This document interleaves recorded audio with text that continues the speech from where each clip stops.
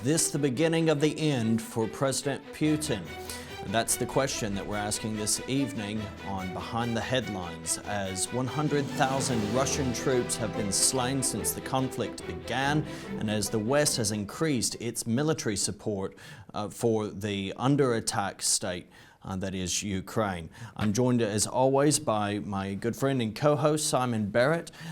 Good to have you on the program, Simon. Yeah, it's great to be on the program with you, Reagan, particularly as we're approaching the first anniversary of the Russian invasion in the Ukraine that took place on the 24th of February 2022, that has completely changed the whole world, this conflict, and it's changed the geostrategic dynamics of the world. It's made the world a more dangerous place. I think we've never been close to a kind of a nuclear confrontation, really, since the height of the Cuban Missile Crisis in '62 or the Yom Kippur War of '73. So we know that we're in a dangerous situation. We also know that this has affected food prices and energy prices around the world. And, this is a battle, essentially, between the West and President Putin, who is increasingly acting like a mad, dangerous dictator. You are correct. We are, according to the doomsday clock, for what it's worth, 96 seconds till midnight. We've never been that close, and we can look at the different metrics by which they gauge that, and I think it is realistic to say we have involvement in Russia from Iran as well, with them supplying drones, various other apparatus as well, the close alliance between the two nations. And North Korea as well. North Korea, there's China that finds itself in the mix in a few different places, at least in the conversation. And so we're in this world where there's global upheaval. You either have present communist states or failed communist states that are still practically functioning as communist states, in Russia's instance primarily. And it's increasingly looking as though Russia is on the brink of ruin. And the question we have to ask is, how long before someone close to President Putin stages a military coup? How long before President Putin is defeated? I mean, in every sense, if you look at this from a kind of state level, and I'm talking about a Russian government level, this entire war has been an absolute disaster for President Putin. I mean, firstly, he's lost 100,000 Russian troops, either been killed, injured, or have deserted in this conflict since February. So not even a year, and he's lost 100,000 men. He looks like he's lost half his tanks. He would have probably lost virtually maybe 2/3 of his air force. I mean, Russia before this war had a GDP the size of Texas. And its biggest income was from oil and natural gas that was selling to Europe. So we know that financially, because of this war, Russia's in dire straits. Putin calculated that he thought that he could survive a few months, and that after a few months the Europeans would cave in because they would need Russian gas and Russian oil, and therefore let him have complete control of the Ukraine. That's never happened. So we know that Russia is heading towards bankruptcy.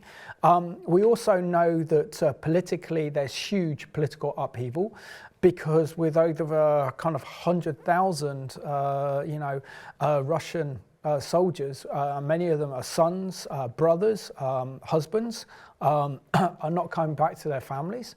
This is causing growing resentment amongst mothers and others in Russia, and he's leading Russia to complete catastrophe. And someone with some sense is going to have to step into the brink to say that if President Putin continues the way he's going, this is a complete disaster for him. And all he's now pinning his hopes on is a spring offensive, a counter-offensive. I mean, in the Ukraine, so that he can gain some pride. But, with the prospect of Britain supplying Challenger tanks, the Germans supplying the Tiger 1 tank, which the Ukrainians desperately need, together with the Americans supplying the Challenger tank, which can mount up as a whole division, plus F-16s. I mean, this could be enough to push Russia to the brink, and they could even lose their control over the Donbass region, the Ukraine region, and this could be, Russia's biggest military defeat, really, since the Nazi invasion of the Soviet Union going back to 1941. Western leaders are increasingly of the mind that nothing short of the total military defeat of Russia is going to bring an end to this conflict. And you've already indicated, with the loss of 100,000 soldiers and outcry over the lost fathers, sons, brothers, and whatnot, this is going to have catastrophic ramifications across the whole of Russian society. Even with a declining population, it's going to heavily affect that. And that's aside from the numbers of people who've fled the country. But one of the things that we need to consider in regards to this conflict and the swift resolution that needs to happen in order for it to come to an end is the reality that the end probably will not come unless there's a further act of war, a further act of direct attack against President Putin himself. And so there have been throughout the past year rumors of failed coups against President Putin. There have been rumors of plans that have maybe in some way not been carried out for one reason or another. At some point, one can speculate that those who live by the sword die by the sword. It's not very far-fetched to think that at some point there will be an awakening amongst some of Putin's closest staff who might actually call an end to it. I mean, he's already had a purge of the military. We know that because Putin is actually taking direct control of this war, and I think that's another reason why this war is such a disaster for Russia. He is sacking, his defense attaches, his generals, and he's bringing his own people. So he's surrounded by his own loyalists. We see that the Russian oligarchs are losing billions, and many of those that have disagreed with him, have argued differently about this war, have found themselves murdered in mysterious circumstances. I mean, even tried to poison Abramovich as well. And I think I don't know how much money Abramovich has lost, but he's lost Chelsea. He's been forced to go back to Russia. And he's just one of a number of oligarchs that face kind of economic ruin from being billionaires. We know that's causing kind of resentment within Russia. We've had that, for example, Putin has actually closed any opposition down to this war, where protesters, where people using social media to express their concerns about this war have found themselves in prison and beaten up. So we know that Russians are now living in a completely authoritarian regime.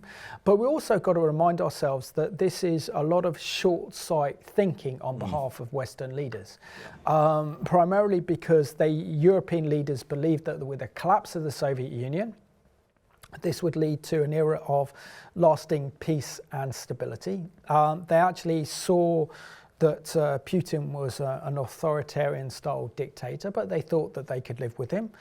They thought that they could continue to trade with him despite his wars against Chechnya, his wars against Georgia, his propping up of Assad's regime in Syria, and of course his invasion of the Crimea and the Donbass region in Ukraine in 2014. Thought that we could still trade with Putin, we can still buy his oil, we can still buy his gas, and we can cut our military expenditure because we can deal with this threat and we'll rely upon the Americans to help us out. Well, I think that naive illusion has been totally shattered.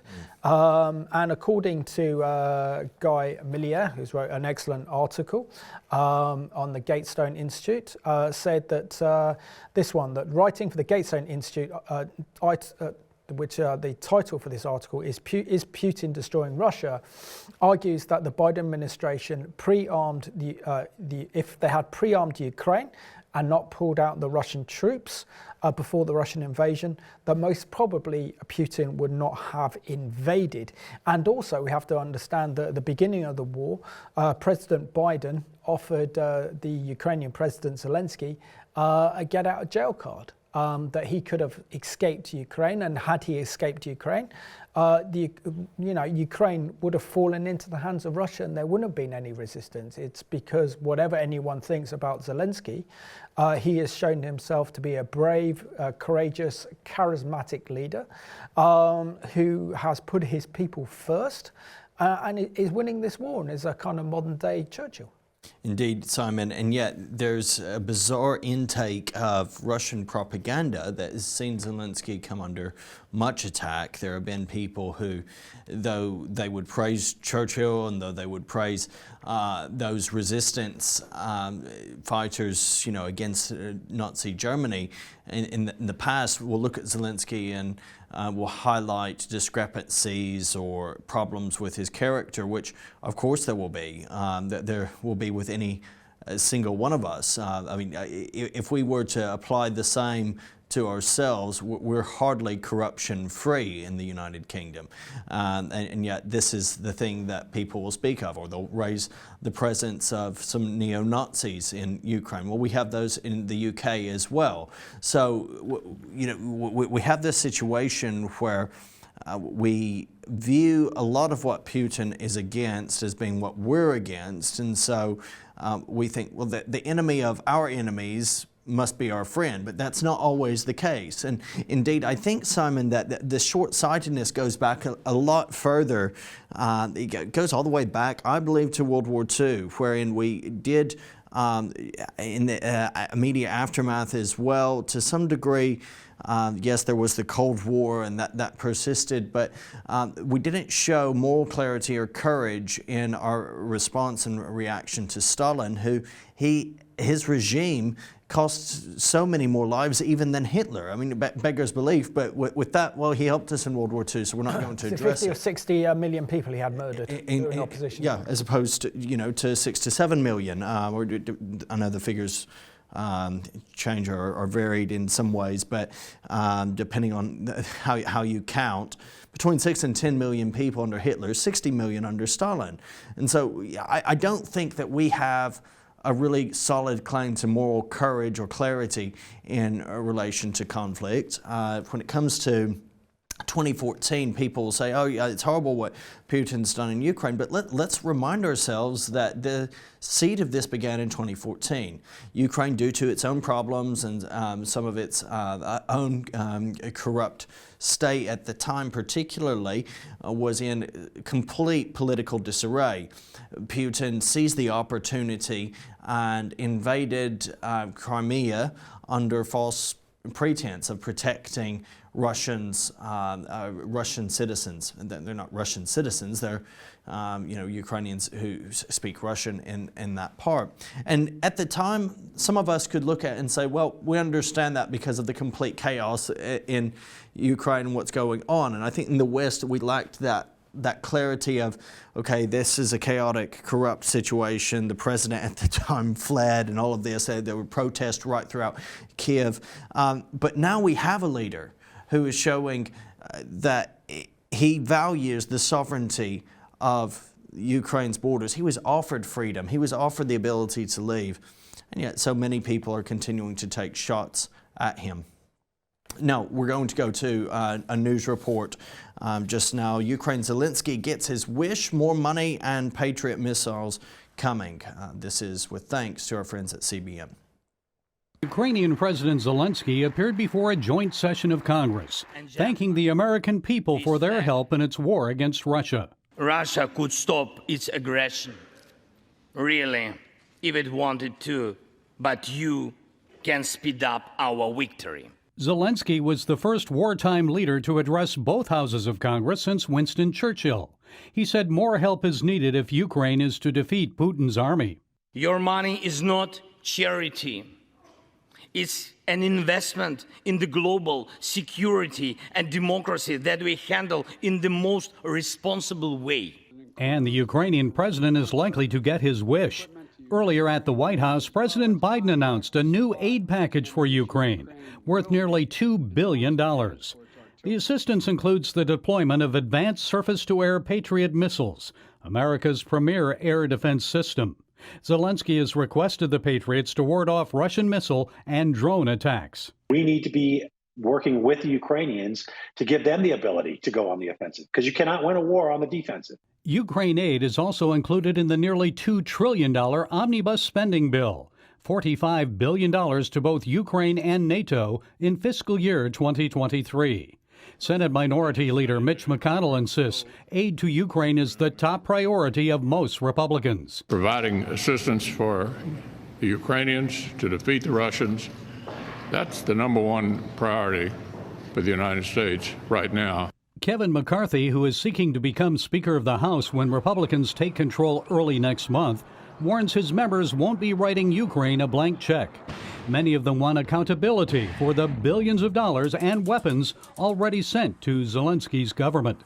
In the meantime, ongoing Russian attacks against Ukraine's power grid mean many Ukrainians are in for a cold, harsh winter without electricity.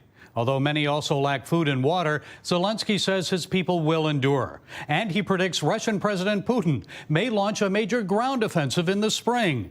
But he says with America's help, his countrymen will claim victory. May God protect our brave troops and citizens. May God forever bless the United States of America. Merry Christmas and happy, victorious New Year. Gary Lane, CBN News.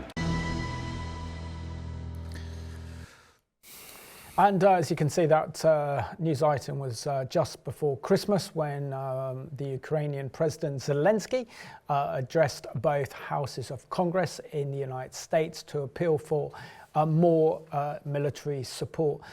Reagan, now, when it comes to Ukraine, I mean, this issue is very much blurred. So, for example, if we take conservative evangelical Christians in America who take the Republican line, which is the Democrats are supporting Zelensky and the Ukrainians, and because they are supporting Ukraine and Zelensky, it means that we shouldn't be supporting the Ukraine at all, because the Democrats have taken this up. So we see that this issue has become very much of a partisan, one-party issue in the States.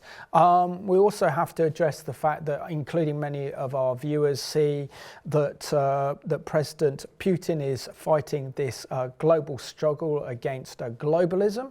And he's trying to push back from Russia being incorporated into this globalist order, and that he's very strong on this kind of progressive liberal agenda that the West is pushing on nations, and he's pushing back against that. And because he's doing that, yeah, as Christians, we should be supporting him because he's not a globalist and he's going against a globalist. Therefore, he deserves our support. So any news item, including this program, is seen as propaganda for the globalists, propaganda for Zelensky and the Ukrainians. But we have to take more of a different stance on this issue. We are talking about Russia and we are talking about the Ukraine, but essentially this is about the Ukrainian people, as we'll find out later in the program. You know, ordinary Ukrainians had no choice over this. They were invaded by Putin's forces on the 24th of February. They didn't have a choice. The civilians that have been raped, murdered and massacred didn't have a choice. The Ukrainians living in apartment blocks that have been targeted by Russian forces haven't had a choice. And if it wasn't for the President Zelensky, the entire Ukraine would have collapsed right now, and Putin would have been in control of the Ukraine, including Kiev, planning his next move to attack the Baltic states, then possibly attacking Poland and other Eastern European states, and would have become a major threat to European security. Because one thing with dictators, and this is what history shows, is that once they invade one nation and take territory, that's never enough for them. Yeah. They continually want to expand their territory, their influence as well, because they are driven by dark demonic forces. They're driven by their own ego. And even, for example, Putin describes himself as Peter the Great. incarnate, and that his responsibility is to expand the Russian territory, to expand the Russian empire by invading neighboring states. You know, the West, and as Christians, we need to wake up to the reality of this reality, which is a danger for Ukrainian people. But it seems like Putin's only hope now to avoid a complete catastrophe in the Ukraine is to launch a summer offensive to regain some of the territory that he's lost and regain control of the situation. And this is why the Ukrainians are calling for tanks, particularly British tanks, and also the German Tiger tanks, and together as well the American Abraham tanks, so it's the British Challenger tanks, and of course F-16 fighters as well to push that back. You know, what are your thoughts on the situation? You've said so much there, Simon. If we go back to some of the things that I remember hearing, and I'm going to say something, I say it because I care. I feel some of this is a result of potentially genuine deception, in some cases maybe even mental illness of some sort, because Simon, going back a year ago, I remember seeing the reports. We had talked about this for a year prior, that Russia would be invading Ukraine. We spoke about it first in what was it, April of 2021. Yeah. April 2021, it's there. You can go back. Nothing new here. Russia invades Ukraine, and I hear people say, no, they didn't. No, there's no invasion of Ukraine. Russia didn't invade Ukraine. It was bizarre. Even various Christian media outlets were questioning. I had my brother, whose wife is Ukrainian, received an email talking, you know, after he had written some commentary on it, basically denying that there was any invasion at all. And then it started talking about false flag stuff that Ukraine was involved in, allegedly, and all sorts along that line. Then fast forward, that died down. It became apparent, no, they have invaded Ukraine. And there was no apology. There was no, we got it wrong. We need to be more careful before commenting. But then we see reports of civilian butchery, is what I'll call it, in Bucha in Ukraine, was one particular place. We did a program looking at the massacres of the committed by the... We interviewed a Christian man from Bucha who is the leader of a seminary for that program. He's an eyewitness to it. His own flat was ransacked and a Russian soldier's coat was left there. So, you know, but people will still deny and still come up with, I saw people say, oh, these are crisis actors. Oh, did you see the bin bag there that allegedly has a body in it? Oh, it moves a little. So just bizarre, weird stuff that people were saying about that particular instance. So then it becomes reality. People say, oh yeah, it actually did happen, and maybe not all of those people were neo-Nazis. Maybe they weren't crisis actors. And yet we conveniently overlook the reality of where Russia is. We say, well, they're against LGBT. Yeah, but I don't know about you, Simon. Some of their policies in relation to that are abhorrent and against the scriptures, even in terms of the respect and stuff that should be shown to everyone who is a human made in God's image. You go beyond the pale when you start looking at Russia as the good guys here, ignoring the fact that Iran, our viewers, I know the vast majority of you have a real heart for Israel. Iran is constantly against Israel. And Iran is hands-on involved in Russia right now. Absolutely. They're involved in supplying drones and technology that are destroying the lives of Ukrainians.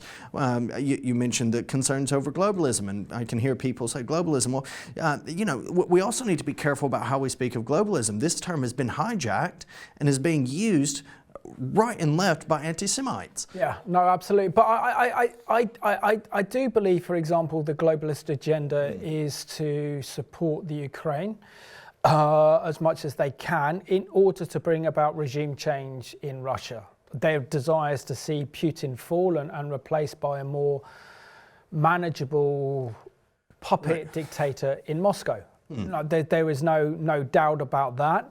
But one thing that haven't worked, this is what those Christians that support Putin haven't really taken into account, and they need to take into account that it was President Biden, the US president, who told Zelensky that he could leave. Now, what kind of message would that have sent the Ukrainian people had Zelensky decided to say, look, I'm going to take my family and myself out of the Ukraine, out of harm's way, and I'll allow the Russians to do what they want in Ukraine. Do you really think then they could bring about regime change with Putin in total control of the Ukraine and Kiev? No chance. So we have to look at the facts on the ground. We have to see what is happening from a moral perspective. And we're going to see why now, as Putin is preparing for a spring offensive against Ukrainian forces, why the Ukraine needs our tanks and our aircraft. As the war in Ukraine approaches its second year, the United States and Germany have upped their ante in support of Ukraine, now sending tanks to help fight the Russians.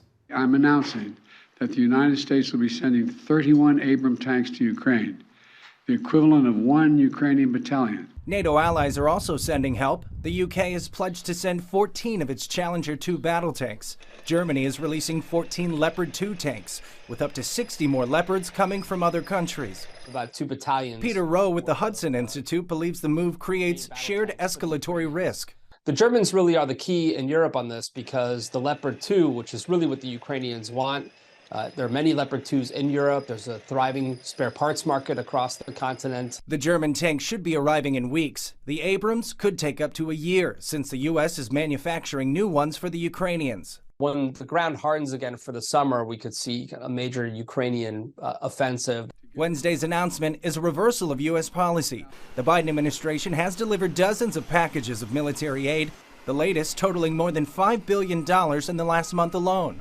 Together with our allies and partners, we've sent more than 3,000 armored vehicles, more than 8,000 artillery systems, more than 2 million rounds of artillery ammunition, and more than 50 advanced multi-launch rocket systems. But I would just remind your viewers that a lot of that money never leaves the United States, because it's money spent on U.S. systems that then go to the Ukrainians. And I would suggest we're getting a pretty good deal in that we're able to basically help dictate terms against the Russians in a major conventional war without shedding any American blood. The Kremlin responded by calling the move blatant provocation.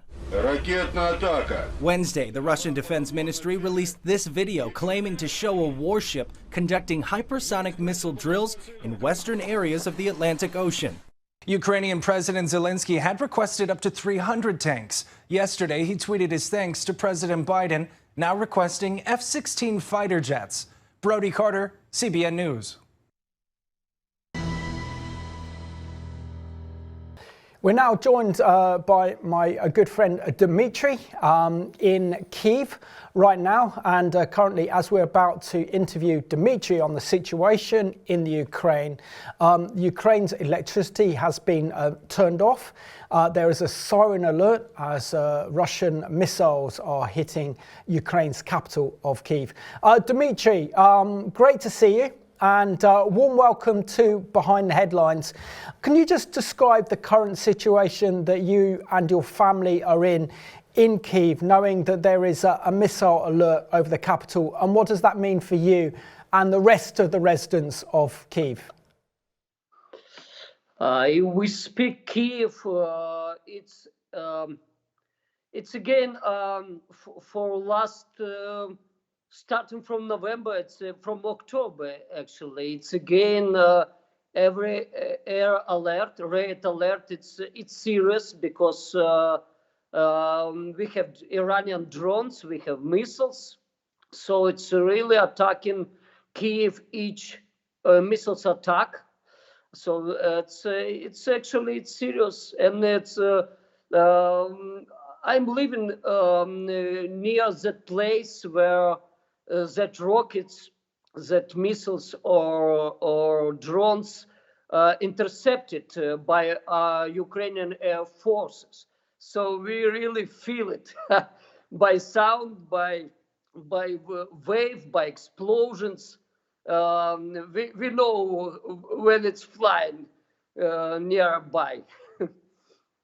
So it's every time it's when you hear alert, you should be serious for that.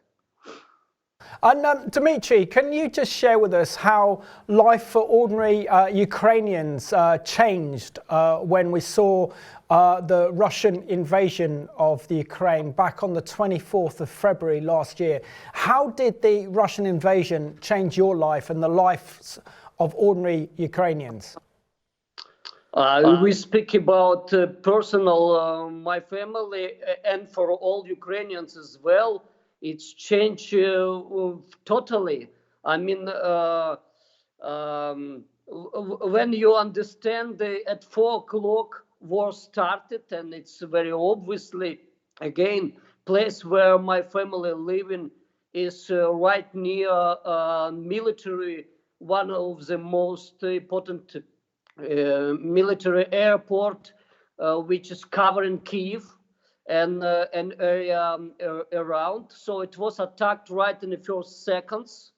So we really woke up at 4 o'clock, 24th of February, with this very loud sounds of explosions by missiles attack, by jets attack. And we realized immediately war has started. And right in the first moment, you just really don't know what to do, where to run. But we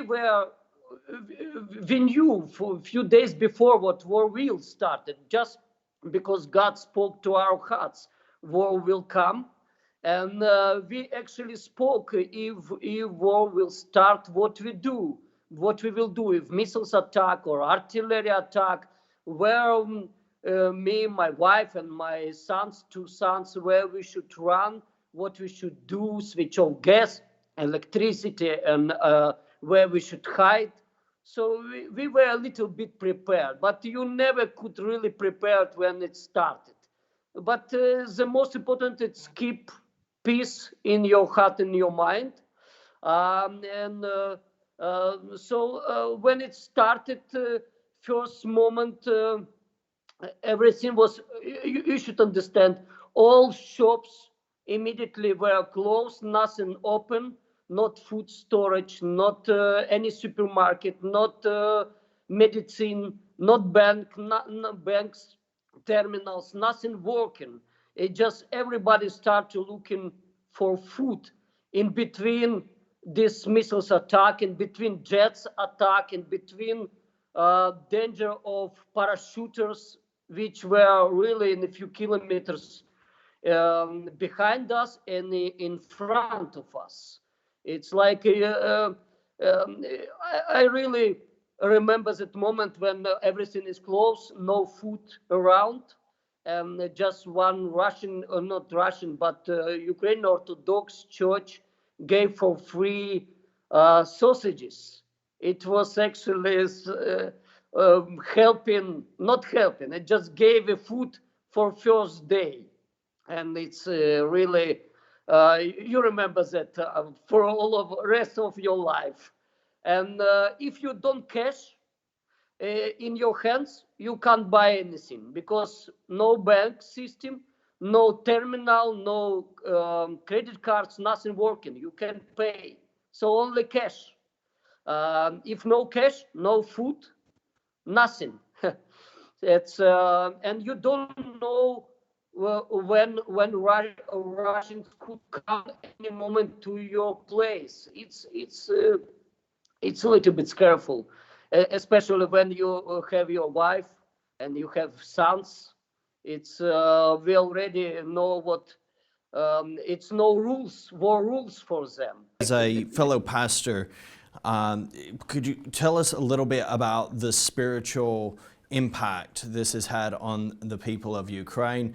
What are the opportunities that you have found even in this trial? Of course, the first moments for majority of people, especially who are not believers, it's atmosphere of fear. It's you can feel this in atmosphere, but of course, our neighbors surrounded us. Yeah, you can see fear, what will be, how to live now, and so on. So this is atmosphere, the first moments, and we spoke immediately about God, about faith, about protection, what we are praying for all of them, and yeah, no one was killed around us. We believe this is essential for our prayers and other people, believers around us in this territory, and yeah, this is where you can really be witness, even without words, because people see how you react, and they react in fear, but they watch over you how you react, and we reacted differently. We knew what it will come, war will be, and so we were prepared more or less in our hearts, in our minds, and when you have faith, it's differently your reaction. You know God is faithful, God is watching over you, so you know, even if destruction will be from left and right sides, God will keep you. So it's this is where the possibility to say we are praying for you. Don't worry, don't be afraid. God will watch over all of us, and He did. And actually, it's only one direction from 4 sides around Kyiv, which enemy Russians didn't occupy it, didn't take it in that time. And later, military analysts and they wrote, if our place would be taken by Russians. Dmitry, sorry, just our final question for the program, which is a difficult question for you, especially as that you're in the range of Putin's missiles there in the capital, Kyiv. We have to counter this kind of argument that we're hearing from so many Christians in Britain and in the United States that effectively see that President Zelensky is a globalist puppet, that President Putin of Russia is pushing back on this social progressive agenda that the West is intent on pushing on, and that he is an anti-globalist. Therefore, we should all be supporting Putin, and every other news that's coming out of the Ukraine is fake news. What is your response to that? You know, I heard this argues or ideas right from 2014, when for all started 2014 when Crimea was occupied. And actually, because my wife originally from Crimea, from Yalta, beautiful city right on south of Crimea, and nephew of my wife was captured by Russians right in the first days, just without any reason. They took him from Ukrainian train, which was going from Odessa city to Simferopol city in Crimea. So we realized, we felt, for us, war started right that moment. And when you hear all these political argues, ideas, and we traveled across all of Europe, and we spoke. War started against Ukraine, occupation already started, and we heard many times from Christians and non-Christians, from politicians and society public leaders. They said it's not about you, it's about West and Russia. But when you live in Ukraine, it seems it's strange, because you're part of your country occupied. Its full invasion already started in 2014 in the east of Ukraine. Thousands of people were killed. Thousands of soldiers, Ukrainian soldiers, were killed. And people speaking politically, it's not about Ukraine. It's about West and Putin and Russia. And for us, it's really strange. And it is about Ukraine. It's not about NATO. It's not about West. It's about Ukraine itself. And it's we should say it's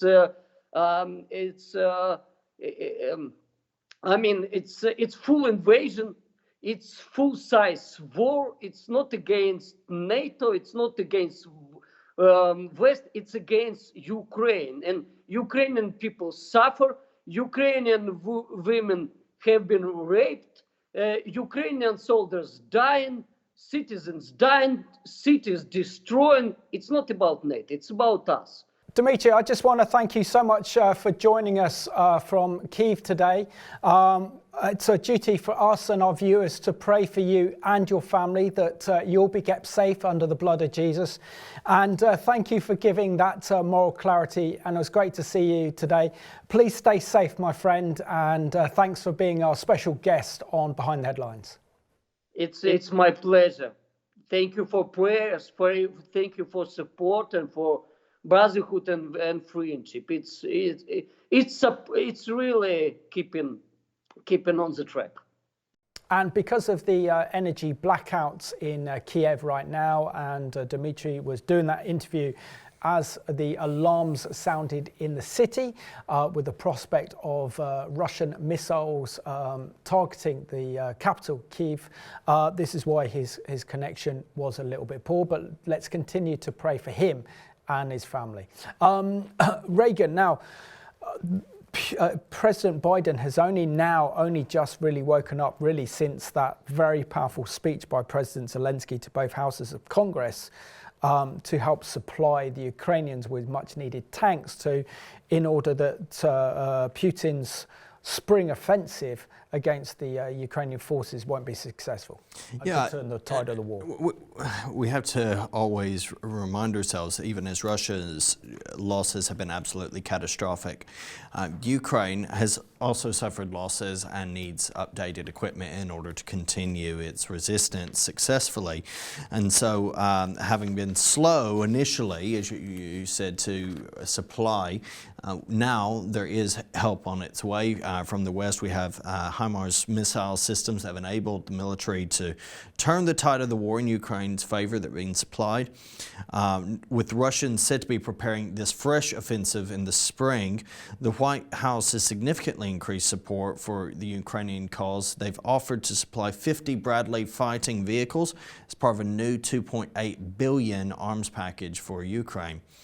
The Bradley is an armored infantry carrier used to transport troops on the battlefield, armed with a 25mm gun.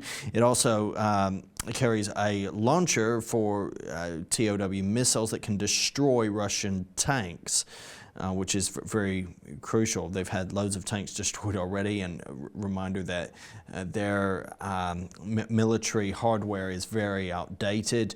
They're increasingly reliant on the outside supply and help from Iran, but other elements in the arms package agreed for Ukraine are anti-tank missiles, self-propelled howitzers, millions of rounds of ammunition. Putin is giving serious consideration to this spring offensive. It's almost certain that as the ice and snow begin to melt and things are a little less marshy, that they're going to proceed once more full tilt. But we have to say it could go earlier. I mean, remember last year people were saying that they would have to wait till the spring or the summer because of in February it was going to be, the conditions weren't going to be conducive to their onslaught. We don't know what's going to happen, but it does seem likely that there's going to be a renewed offensive. Certainly they're renewing their pummeling of Ukrainian cities with missiles and drones.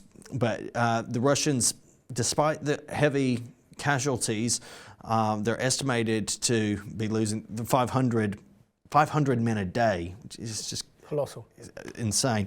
The Kremlin, though, does seem to be determined that it will continue and that it will be victorious in this.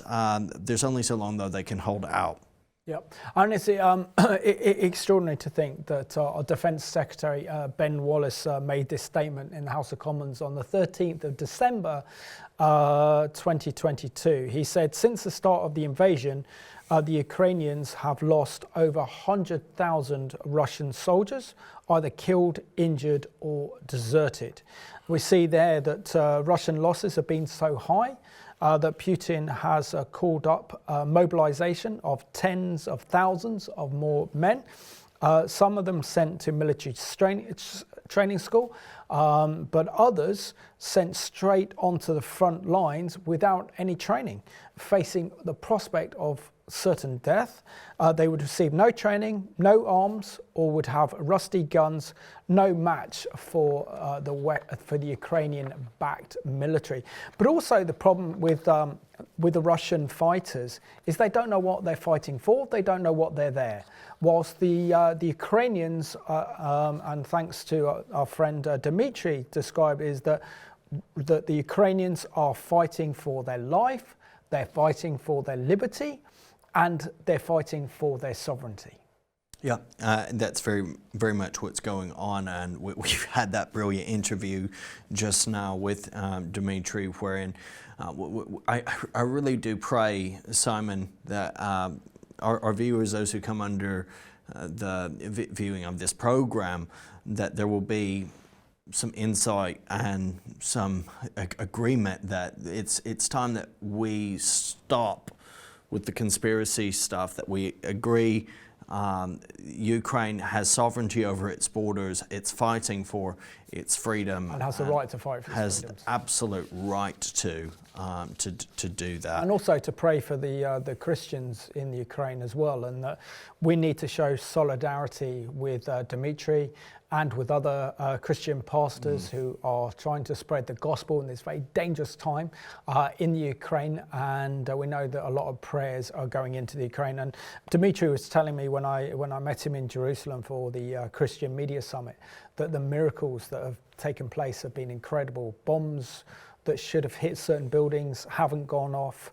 Divine protection over Ukrainian soldiers, and the church in the Ukraine is united, and they're praying and interceding against this war. And this is a perspective that we don't hear, that we need to hear from ordinary Ukrainians. In September of 2022, Russia did suffer two major defeats, one east of Kyiv and the others in Kherson in the south of Ukraine. Russia has lost 39,000 square miles of Ukrainian territory that it had previously occupied. Ukraine has itself lost countless soldiers and military equipment, but they are fighting for their survival, liberty, and sovereignty, and will continue to do so. Russian soldiers increasingly don't know why they're fighting, and there are reports of extremely low morale, people rebelling against. Russia is increasingly reliant on illegal mercenary groups, particularly we can think of the infamous Wagner group, which they've used. Even Russia doesn't like to acknowledge their Syrian forces, exactly. Iranian forces, Chechen forces that are hired guns for hire. But listen, we only got a few minutes left of the program, so I think it's vital that we share how this war could actually lead to the downfall not only of President Putin, but of Russia itself. For example, before the Russian invasion of Ukraine, the Russian military was ranked by many to be the second most powerful army in the world. That is completely and utterly shattered now. We see also that the Russian army is outdated, and the only weapon in its arsenal now is the aging old Soviet nuclear weapons. And Putin, in desperation, could use a tactical battlefield nuclear weapon. We also see that Russia has a massive problem with its declining population. For example, in 1991, Russia's population was 48 million people. 148 million people, sorry. And by 2021, it was 143 million people. And now, hundreds of thousands and thousands of Russians are being killed in the Ukraine and not having families or babies, which is also another threat to Russia. 3.8 million Russians fled their country in the first few months of 2022. And with the massive military call-up in September of 2022, 700,000 Russian men fled the country in 3 days. It says a lot. The Russian GDP is the equivalent of that of the U.S. state of Texas. Russia's wealth comes from its natural energy sources, gas and oil. But in 2021, while gas accounted for 60% of Russia's exports, and oil and gas exports accounted for 45% of its GDP before the war, the sanctions that have gone against Russia have hit it incredibly hard. European countries were the main consumers of Russian energy, but since the 5th of December of 2022, no oil or gas has been sold to any European country except Hungary. And it is a tragedy that Hungary has taken has in some way continued that working business relationship with Russia. Yeah, but they're on a paradox. On the one hand, Hungary have said we support Ukraine until total victory, the only European country that's come out and said that. At the same time, they're still trading and buying Russian oil and gas. So it's one of a hypocrisy. It really is. But Russia has been selling oil and gas to India and China, but it's at a 30% or 40% discount and doesn't begin to compensate for what they've lost. Previously being the world's main exporter of wheat, Russian agriculture depends on Western technology, but now the Russian farmers can't get a hold of the Western technology, and Russian wheat production is in decline. So essentially what we could see in Russia is starvation, a possible famine, that literally this war has brought Russia to the brink of catastrophe. It's shown that Russia is a paper tiger, despite having nuclear weapons, because they were projected to be the second most powerful army in the world, but we see that their military hardware is no match for Western technology. We're seeing that Putin's ideological battle to gain control of the Ukraine and Kiev, which is important to the Russian Orthodox Church, will lead Russia to collapse or ruin, and there's a great danger that once Putin is forced out of office, and probably mean that this will happen in a bloody coup, which will probably cost him his life. There's a danger that the Russian Federation would break up, and this also means that the likelihood of Ezekiel 38 and 39 looks a long way off now. In terms of God's prophetic time clock. But I think this issue is about the Ukrainian people, and I think this is what the whole program is about, that we need to support the church and the people of Ukraine. And how would, as we remember the older generation, particularly 80 years ago, we just did a program last week on the 80th anniversary of the liberation of Auschwitz-Birkenau, and remembered the Holocaust was 80 years ago. That generation stood alone against the Nazis during the Second World War. We faced the Battle of Britain, we faced the Blitz. Ordinary Brits know what it's like to face an aggressor and tyranny as we took on the Nazis. And the same with the Ukrainian people. They are fighting for their life, their freedom, their liberty, and their families. And so therefore the least we can do is pray for them and give them our support to know that they're not alone in this conflict. President Putin has seen himself as the individual who can help expand the Russian Federation and regain essentially a holy Russian empire. But indeed, President Putin might actually be the president who sees the complete collapse of the Russian Federation and its eventual subservience to the rest of Europe. And he was very concerned about NATO expansion, and because of this war, Finland have joined NATO, so have Sweden, and we know then that Finland borders Russia, so we know that NATO forces are now going to be right up on Ukraine's border. So everything that he said that he wanted to push back NATO advancement, and this is one of the reasons why he invaded Ukraine, means that the reality is he's brought NATO forces closer to Moscow.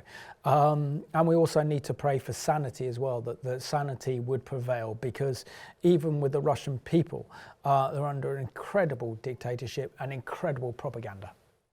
Well, Simon, it's been a very important program to have, and it's hard to believe it's been a year since the invasion actually occurred, and coming on 2 years since we first talked about what we saw at the time as a coming invasion of Ukraine. Thank you, viewers, for tuning in. Please chew over what we've had to say and do some prayer, particularly for the people of Ukraine, and ask that God would intervene and bring this dreadful conflict to a swift and just conclusion. Particularly remember Dmitry, who we had earlier on the program, and pray for his safety even now as Kiev remains under attack in some way from the air. And bless you all. Tune in next week for yet another edition of Behind the Headlines.